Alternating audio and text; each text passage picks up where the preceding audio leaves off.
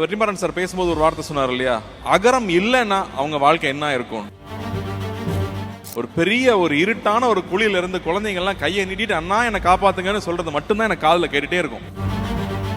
அண்ணா வந்து பசங்க படிச்சுட்டா போதும் அப்படிம்பாரு. ஐயோ நிறைய காசு தேவைப்படுது என்ன பண்ணும் போதெல்லாம் அண்ணி சொல்லுவாங்க, காசு வச்சா ஆரம்பிச்சோம். கோவிட் டைம்ல நினைக்கிறேன் நிறைய ஹாஸ்பிட்டல்ஸ்ல வந்து சில கருவிகள்லாம் கிடைக்கலங்கிறப்போ அண்ணி வந்து நான் பண்றேன் அப்படின்னு சொல்லிட்டு 95,000 அப்ளிகேஷன் வந்ததுல இது வரைக்கும் ஒரு 1800 குழந்தைகள் என்னமோ தான் நம்ம காப்பாற்ற முடிஞ்சிருக்கு. அவர் என்னங்க அவர் பார்த்துக்குவார், அவர் என்ன பார்த்துக்கோங்கன்னு ஈஸியா சொல்லிடலாம். அப்படி நடக்கல. இது எல்லாரும் சேர்ந்து செஞ்சதுதான் அகரம்.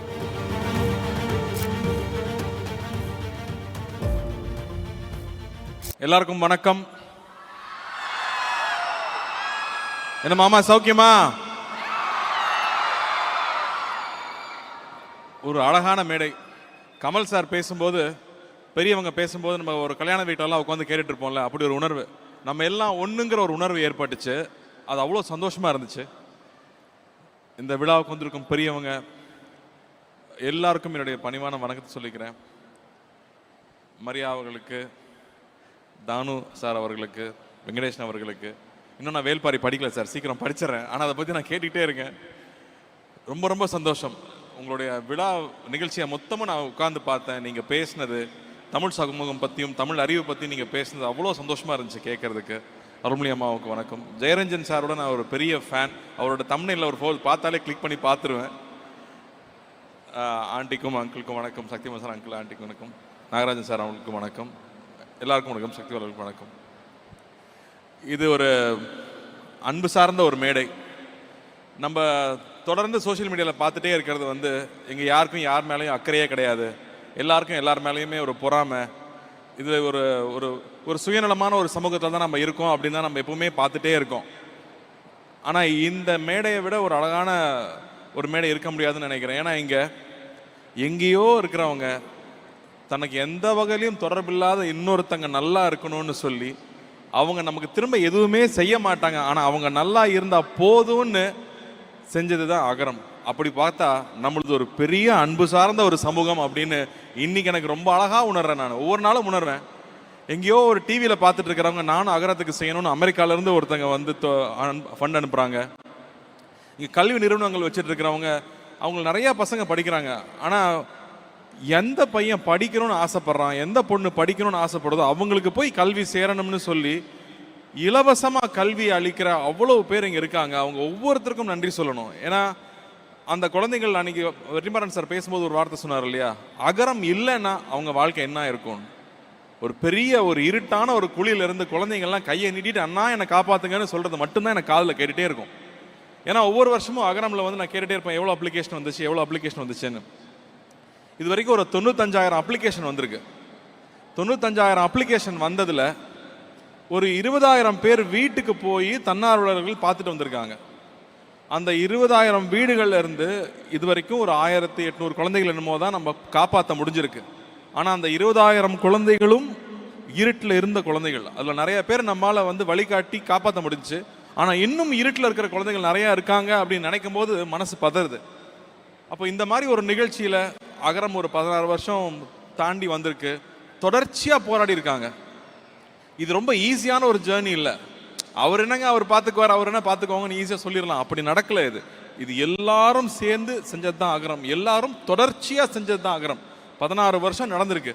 அதில் குழந்தைகளோட உழைப்பு அவ்வளோ முக்கியமாக இருக்குது. அவங்க திரும்ப வந்து அவங்க கையில் எடுத்து இன்னைக்கு அகரத்தை நடத்திட்டு இருக்காங்கிறது தான் இங்கே ரொம்ப ரொம்ப அழகான ஒரு விஷயம். இந்த விஷயத்தில் நான் முக்கியமாக நினச்சி பார்க்குறது யாருன்னா அந்த குடும்பங்களை தான். அந்த ஒரு குழந்தை படித்து வந்ததுக்கப்புறம் அந்த அப்பாவுக்கும் அவங்க அம்மாவுக்கும் இருக்கிற ஒரு சந்தோஷம் இருக்குல்ல, அது எந்த அளவு நம்ம ஈடு கொடுத்துட முடியுமா? கல்வி மட்டும்தான் அதை திருப்பி கொடுத்துருக்கு. வாலண்டியர்ஸ் பற்றி நான் யோசிச்சு பார்க்குறேன். அருள்மொழி அம்மா மட்டும்தான் அந்த வார்த்தையை சொன்னாங்க. யாராவது சொல்லுவாங்களான்னு நான் வெயிட் பண்ணிக்கிட்டு இருந்தேன். ஏன்னா சாட்டர்டே சண்டே மட்டும்தான் இவங்க எல்லாரும். ஏன்னா வாலண்டியர்ஸ்னால் யாருன்னு நிறைய பேருக்கு ஒரு டவுட் இருக்குது. நான் அதை கிளியராக சொல்லிடுறேன். வாலண்டியர்ஸுங்கிறவங்க ஏதோ ஒரு கம்பெனிலேயோ எங்கேயோ வேலை பண்ணிட்டு இருக்கிறவங்க, நானும் இந்த சமூகத்துக்கு ஏதாவது பண்ணணும், என்னால் வந்து பணம் கொடுக்க முடியாது ஆனால் நேரத்தை கொடுக்க முடியும்னு சொல்லி வீக்கெண்ட்ஸும் சரி வீக் டேஸும் சரி அவங்களுடைய டைமை ஃபுல்லாக இங்கே கொடுக்குறாங்க. அவங்க கொடுக்குற டைமுக்கு வந்து விலை மதிப்பே கிடையாது. ஏன்னா அவங்க வீட்டில் ஒரு குழந்தை இருக்குது. நான் நிறைய வாட்டி போய் பார்த்துருக்கேன்.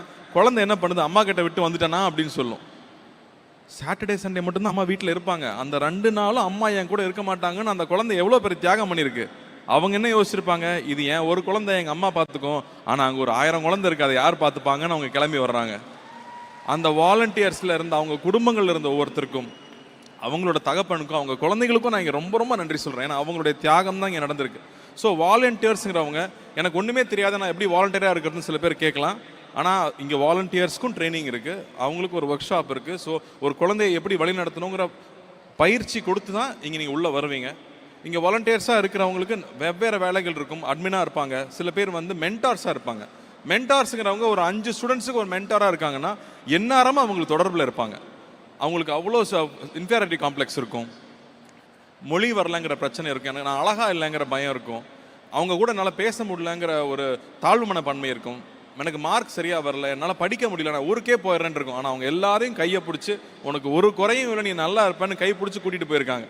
ஸோ அவங்கெல்லாம் தான் மென்டர்ஸ்ன்னு நம்ம சொல்கிறோம். ஆனால் அவங்களே அட்மினாகவும் இருப்பாங்க. சில பேர் வந்து ஒவ்வொரு ஊருக்கும் போய் இந்த குழந்தைங்க எப்படி இருக்காங்க, உண்மையாகவே அவங்க வந்து கஷ்டப்படுறவங்களான்னு பார்த்துட்டு வர்றதுக்கு போவாங்க. அதில் சில பயணங்கள் சொல்லுவாங்க. அந்த சில ஊருக்கெலாம் வந்து பஸ்லேயும் போக முடியாது, நடந்தும் போக முடியாது, பைக் ஆஃப்கோர்ஸ் போகாது. அப்போ யாராவது ஒருத்தர் கூட்டிகிட்டு போவாங்களாம். அது ஒரு இன்சிடென்ட் சொன்னார். ஒரு இடத்துல வெயிட் பண்ணிட்டு இருந்தேன், நீங்கள் வெயிட் பண்ணுங்கள், நான் பைக்கில் வந்து கூட்டிகிட்டு போகிறேன்னு ஒரு சொல்லியிருக்காரு. அவரும் ஒரு வகையில் ஒரு வாலண்டியர். ஒரு 1/2 hour அவர் வரவே இல்லை. என்னங்க வரவே இல்லை, டைமுக்கு வரேன்னு சொன்னீங்க, இருட்டிடுச்சுன்னா அப்புறம் யானை எல்லாம் வந்துடும் சொல்லியிருக்காரு. மன்னிச்சுங்க, இன்றைக்கி எனக்கு கல்யாணம், அதனால் ஒரு 1/2 hour லேட் ஆயிடுச்சுன்னு சொன்னாராம். ஸோ அப்படி நம்ம சமூகத்தில் அடுத்தவங்க நல்லா இருக்கணும், அந்த புள்ள படிக்கணும்னு நினைக்கிற எத்தனையோ பேர் இன்னும் இருக்காங்க. அப்படிங்கிறதான் நமக்கு வந்து ரொம்ப ரொம்ப சந்தோஷம் மறுபடியும் கொடுத்துட்ருக்கிற விஷயம். ஸோ நான் வாலண்டியர் பற்றி சொன்னேன். இந்த விஷயம் தொடர்ந்து நடக்கணும் இல்லையா? அண்ணா வந்து பசங்க படிச்சுட்டா போதும் அப்படிம்பாரு. ஐயோ நிறைய காசு தேவைப்படுது, என்ன பண்ணும் போதெல்லாம் அண்ணி சொல்லுவாங்க, காசு வச்சா ஆரம்பித்தோம், அன்பு வச்சு தானே ஆரம்பித்தோம், அது வரும்னு அண்ணி சொல்லுவாங்க. அப்படி அண்ணி சொல்லலைன்னா இவர் எப்படி தொடர்ந்து ஓட முடியும்? எனக்கு இன்னொரு இன்சிடென்ட் ஞாபகம் இருக்கு. ஏன்னா நான் வீட்டில் சின்ன வயசுலேருந்து பார்த்த விஷயங்கள் தான் நமக்கும் இன்ஸ்பிரேஷனாக இருக்குது, நம்மளும் மற்றவங்களுக்கு செய்யணும்னு நினைக்கிறோம். கோவிட் டைமில் நினைக்கிறேன், நிறைய ஹாஸ்பிட்டல்ஸில் வந்து சில கருவிகள்லாம் கிடைக்கலங்கிறப்போ அண்ணி வந்து நான் பண்ணுறேன் அப்படின்னு சொல்லிட்டு, இதுக்கும் கல்விக்கும் சம்மந்தம் இல்லை, ஆனால் அங்கே ஒரு தேவை இருக்குன்னு அகரம் மூலமாக தான் நமக்கு தெரியுது. அகரம் மூலமாக தான் ஒரு சின்ன சின்ன கிராமத்தில் ஒரு தேவை இருக்குன்னு நமக்கு தெரியுது. ஏன்னா எல்லா சின்ன சின்ன இடங்களையும் நம்ம பசங்க இருக்காங்க. அப்போ தொடர்ந்து அது செஞ்சாங்க. அம்மா பார்த்தோம்னா கண்ணுக்கே தெரியாது, எப்பா அந்த வீட்டில் வேலை செய்கிறம்மா உங்ககிட்ட சொல்லலை, ஃபீஸ் கட்ட முடியலன்னு சொல்லி நான் காசு கொடுத்துட்டேன் அப்படிம்பாங்க. சின்ன வயசில் அப்பா பார்த்துருக்கேன். நம்மளோட புத்திசாலித்தனம் என்ன, 10 ரூபா செலவு பண்ண வேண்டிய இடத்துல 5 ரூபா செலவு பண்ணால் நீ புத்திசாலி இல்லையா? அப்படி தான் நம்ம கற்றுக்கிட்டு இருக்கோம். போர்ட்டர்ஸ் வருவாங்க ட்ரெயினில் போகும்போது ஊருக்கு, அவன் சார் 50 ரூபா 50 ரூபான்னு, சரிப்பா வாப்பான்னு கூட்டிகிட்டு போவோம். அப்போ 50 ரூபா கேட்குறாரு, ரொம்ப ஜாஸ்தின்னு நான் சொல்லுவேன். ஏன்னா நான் காசு ரொம்ப கராராக இருப்பேன். 50 ரூபான்னு சொல்லிட்டே வருவார். எனக்கு 50 ரூபா கொடுக்குறாருன்னு இருக்கும். அங்கே போனால் 100 ரூபா எடுத்து கொடுப்பாரு. எப்போ 50 ரூபாயே ஜாஸ்தி, 100 ரூபா ஏன்ப்பா கொடுக்குறீங்கன்னு கேட்டால், அந்த 100 ரூபா வச்சு அவன் வீடு கட்டிடுவானா, அவன் போனால் பிள்ளைக்கு ஏதாவது சாப்பிட்றதுக்கு வாங்கி கொடுப்பான்னு சொல்லுவார். எனக்கு இது நான் வந்து ஒரு 10 வயசில் நான் கேட்ட கதை அது. ஆனால் இன்றைக்கி வரைக்கும் அது மறக்கவே இல்லை.